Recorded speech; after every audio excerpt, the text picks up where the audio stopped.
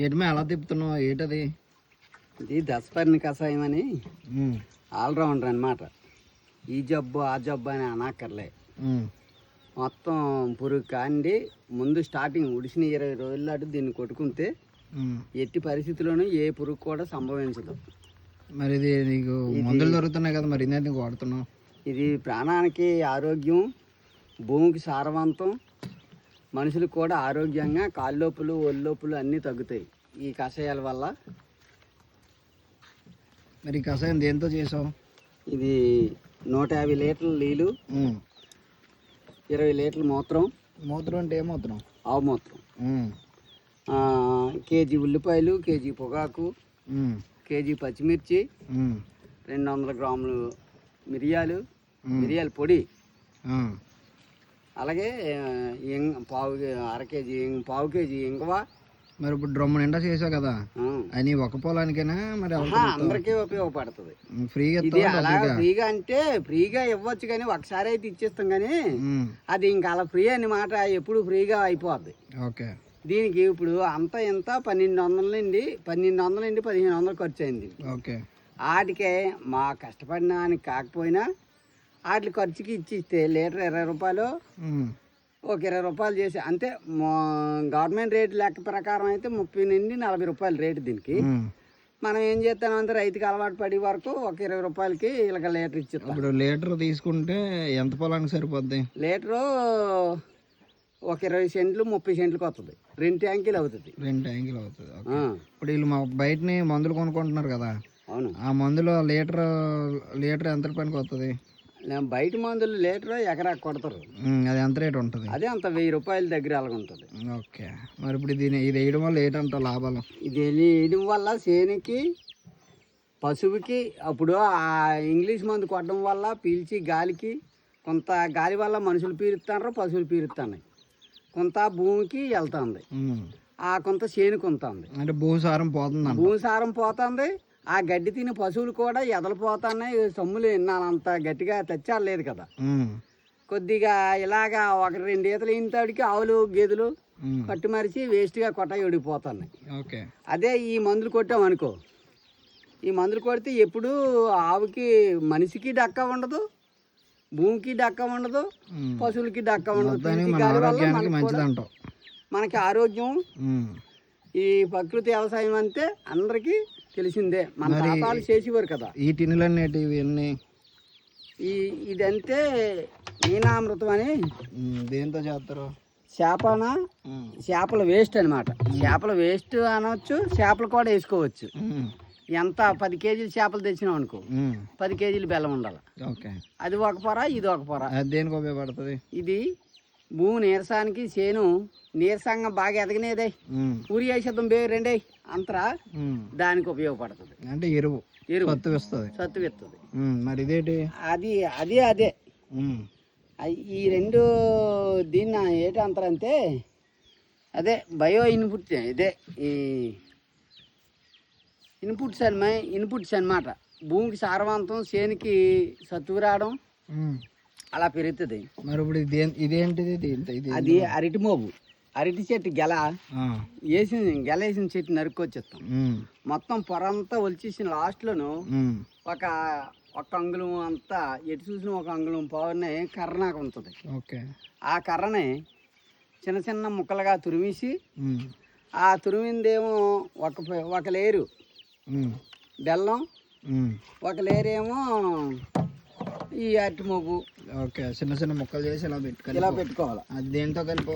అది కర్రతోనే కలపాలి. బెల్లం. ఓకే. నీళ్ళు తడంటూ పడకూడదు.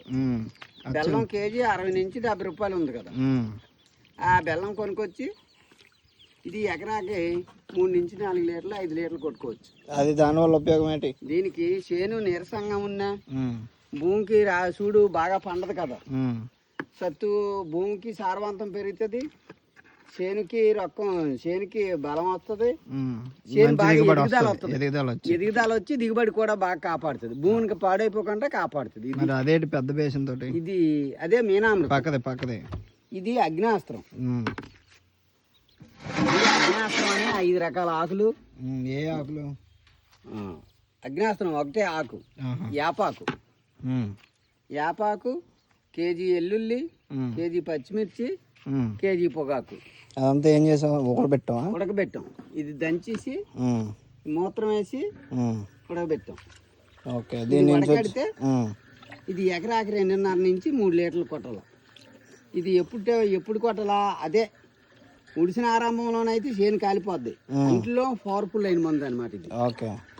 అయితే ఇది ఏం చేయాలంటే బాగా చేను తక్కువ ఏజ్లోనైతే 2.5 లీటర్లు కొట్టాలి ఎకరాకి. 2.5 నుంచి 3 లీటర్లు. దానివల్ల ఉపయోగం ఏంటి? దీనివల్ల ఉపయోగం అంటే పెద్ద పురుగు, గొంగళ పురుగు అని, రెక్కల పురుగు అని, ఇక ఏ పురుగు ఆల్మోస్ట్ పురుగు అంటూ ఇది పడితే కాగదు. మిడతలు ఇంకేం ఉండవు పురుగు. అందుకే ఇది అగ్నాస్త్రం అని, ఎక్కువ పవర్ఫుల్ అనేసి దీని లాస్ట్ ఏజ్లోను ఇక ఈ అంటికే దానికి నచ్చిపట్టకపోతే అప్పుడు దీన్ని వేస్తాం. అది ఆరంభంలో ముందు ఒక 2 దబాలు కానీ తయారు చేస్తే ఇక ఏ మందులు కూడా దాన్ని ఇంకా వరిసేను చేను అడగదు. చేను అడగకపోవడంలోనే అప్పుడు కరెక్ట్గా అది, అందుకని అది దశపరిని. ఇవన్నీ నువ్వు చెయ్యాలని నీకు ఎలా తెలిసింది? ఇవన్నీ ఇది ప్రకృతి వ్యవసాయం. ఒకప్పుడైతే గొల్లలపూడి రాజు అనేసి అతని దగ్గర మనం చేసాము.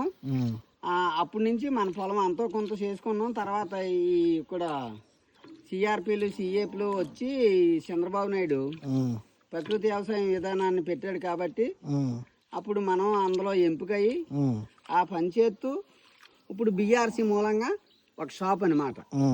గవర్నమెంట్ 50,000 ఇచ్చింది. ఆ 50,000 తగ్గట్టు రమ్ములు ఇవన్నీ కొని దాన్ని డెవలప్ చేసి పిఎండిఎస్ విత్తనాలని,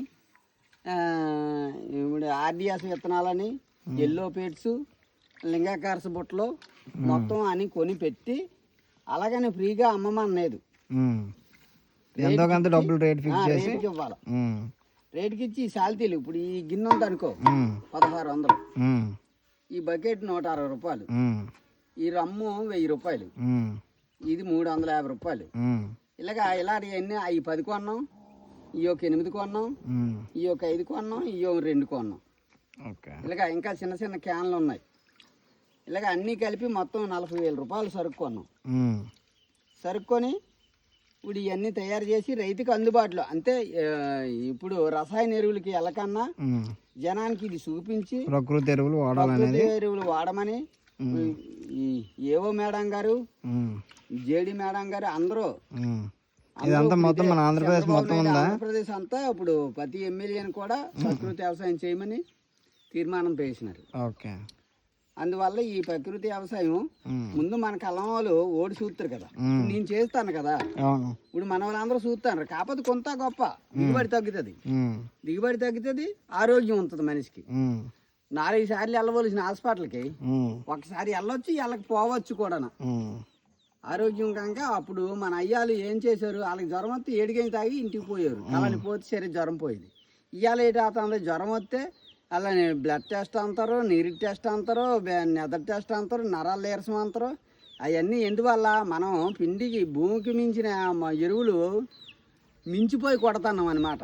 ప్రతిదానికి భూమికి సరిపడినంత కాకన్నా మించిపోయి కొట్టడంలోను దిగుబడి వస్తుందని ఆశ. కానీ భూమి ఎంత తీసుకోవాలో అంతే తీసుకుంటుంది. ఉన్నదంతా గాలి ద్వారాగా మనకి పశువులకి ఈ నష్టాలే చేస్తానే తప్ప లాభం అంటూ ఏం లేదు ఆ ఎరువుల వల్ల. ఇది ఎంత వాడినా ఇబ్బంది ఉండదు, భూమికి ఇబ్బంది ఉండదు. కాబట్టి ఈ ప్రకృతి వ్యవసాయం అందరూ సహకరించాలని గవర్నమెంట్ మనకి చూపించింది. Okay, thank you.